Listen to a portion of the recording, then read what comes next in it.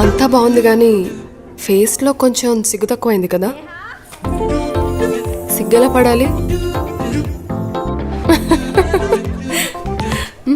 పెళ్లి కూతురువే అల్లరి చేస్తే ఎలా? ఇంకెంతసేపు అక్క? ఇంకో గంటలో తన ఇంటి పేరు మారిపోతుంది, తను మారుతుంది. నిజమే, ఇప్పటి వరకు నేను హీరోని, రేపటి నుంచి ఈ శారీ అండ్ డిజైన్ చాలా బాగుంది మావయ్య.